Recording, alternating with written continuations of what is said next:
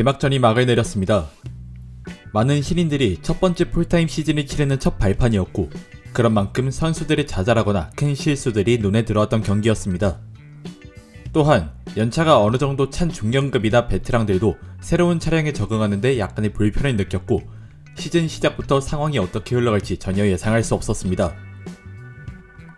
먼저 프랙티스 세션 간단하게 짚고 넘어가겠습니다. 프랙티스 1은 베어만의 사고와 윌리엄스의 도약이라는 제목을 지을 수 있을 것 같습니다. 세션이 약 22분가량 남아있던 상황에 9번, 10번 연속 코너를 빠져나오는데 오버스티어가 발생하면서 사고가 났고 다행히 큰 사고가 아니었기 때문에 안전하게 차량에서 빠져나올 수 있었습니다.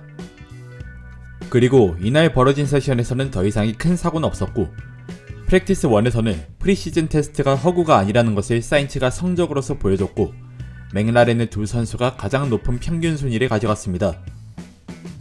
또한 하위권에서는 하스의 두 명의 선수가 고전을 면치 못했고 로슨 역시 현재 레드불 차량에 적응하지 못하는 모습을 보여주면서 계속해서 하위권에 이름을 올리는 모습도 볼 수 있었습니다. 다음날 열린 프랙티스 3 초반에도 베어만의 사고가 발생했습니다. 원래도 9번부터 11번까지 이어지는 코너는 공략이 어려운 편에 속했지만 적응의 문제인지 계속해서 블랙홀처럼 사고가 나는 것을 볼 수 있었습니다. 그리고 초반 몇 랩을 달려보고 차량의 문제를 느낀 로스는 정상적으로 세션에 참여하지 못했습니다. 프랙티스 2에서 주춤했던 윌리엄스가 해답을 어느 정도 찾아내면서 중상위권 싸움을 할 준비를 마쳤고 이전 두 개의 세션에서 고전했던 안토넬리 역시 러셀과의 격차를 줄여냈습니다. 또 다른 의미 있는 기록은 볼톨레토에서 볼 수 있는데 주행할 때마다 전쟁을 치러야 하는 자워브의 차량으로 16초 중반대의 기록을 작성했습니다. Q1입니다. 결론부터 말씀드리자면 작년 Q3에서 갱신됐던 트랙 레코드를 Q1에서부터 재갱신했고 베어만은 주행 중 기어박스에 문제가 생기면서 프랙티스 2, 3 그리고 퀄리파잉까지 제대로 달려보지 못한 채로 레이스를 맞이해야 했습니다. 그리고 Q1에서 탈락하게 되는 선수가 누구일지 전혀 감을 잡을 수 없었는데 탈락권에서 안토넬리, 볼톨레토, 로슨 3명의 루키 드라이버가 경쟁하는 모습을 볼 수 있었습니다. 그렇게 서로가 서로의 기록을 갈아치우는 장면이 연달아 나오다가 최종적인 승자는 가장 마지막에 플라잉 랩을 시작했던 볼톨레토였습니다.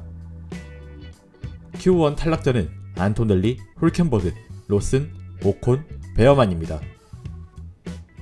Q2입니다. 첫 번째 플라잉 랩부터 많은 드라이버들이 작년의 트랙 레코드를 월등하게 뛰어넘었고 Q1에서 고전했던 로슨과는 정반대로 베르스타펜은 엄청난 페이스를 보여주면서 디펜딩 챔피언의 능력을 보여줬습니다.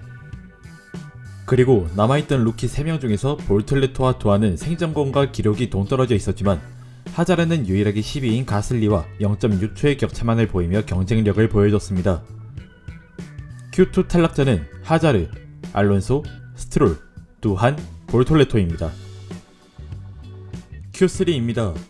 일단 짚고 넘어가야 할 점은 탑 10 안에 들어간 모든 드라이버들은 확실히 빠르다는 것입니다.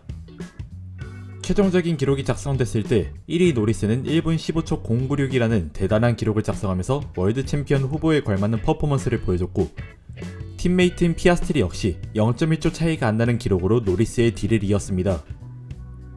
또 지켜봐야 할 점은 레드불의 로슨이 Q1 탈락한 데에 반해 RB의 츠노다가 오그리드에서 스타트하는 것이고 새로운 스폰서를 얻은 윌리엄스가 페라리와 어깨를 나란히 할 수 있다는 것도 주목 포인트라고 할 수 있었습니다. 이렇게 맥라렌의 프론트로우 스타트와 츠노다와 알본의 상위 그리드 출발이 눈에 띄는 스타팅 그리드가 완성됐습니다.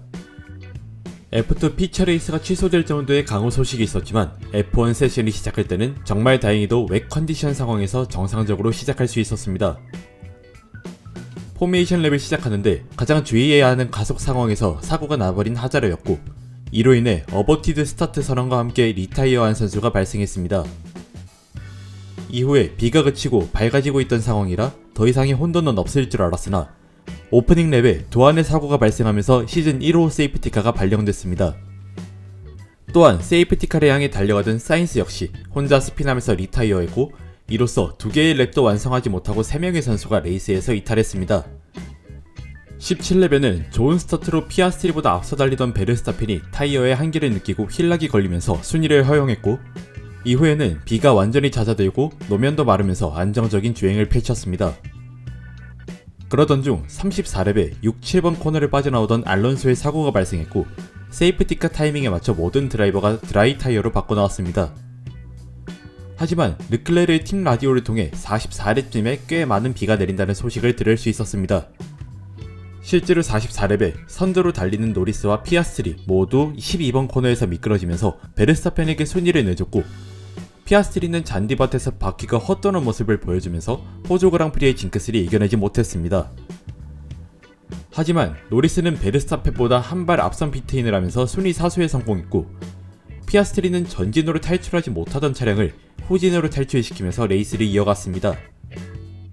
그리고 대혼돈은 여기서 끝나지 않았습니다.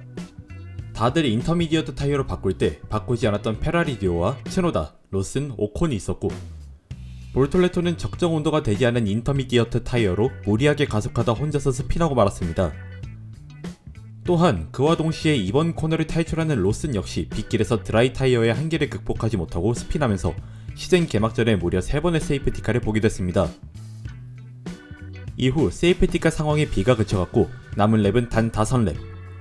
베르스타펜과 노리스의 라이벌 구도는 여전히 뜨거웠고 안토넬리도 어느샌가 5위까지 올라오면서 퀄리파잉에서의 아쉬움을 떨쳐냈습니다. 그렇게 최종 결과는 노리스의 우승과 베르스타펜, 러셀의 포디움 기록, 그리고 데뷔전을 치른 루키, 안토넬리의 최종 4위 기록까지 챔피언십 경쟁이 뜨겁지 않을 수 없을 것 같고 알본 역시 개막전에서 공식 5위의 기록으로 10포인트나 얻어내며 작년의 윌리엄스와는 확실히 다른 모습을 보여줬습니다. 또한 자오버 역시 훌켄버그의 활약으로 개막전부터 작년의 성적을 뛰어넘었지만 가장 아쉬울 사람은 역시나 피아스트리가 아닐까 싶습니다. 이렇게 포메이션 랩부터 경기가 끝나기 직전까지 모든 상황에서 쉽지만은 않았던 호주 그랑프리였습니다. 호주인의 호주 그랑프리 포디움 기록은 올해도 나오지 못했고 호주 그랑프리가 우천 상황에 벌어지는 것을 보는 것도 쉬운 일은 아니기 때문에 올해 처음 시청하시는 분들도 이 경기를 시작으로 재미를 느끼셨으면 합니다. 다사다난했던 주말이었습니다. 저는 2025 중국 그랑프리 프리뷰 영상으로 돌아올 것을 말씀드리면서 이번 영상 마무리 짓겠습니다. 시청해주셔서 감사합니다.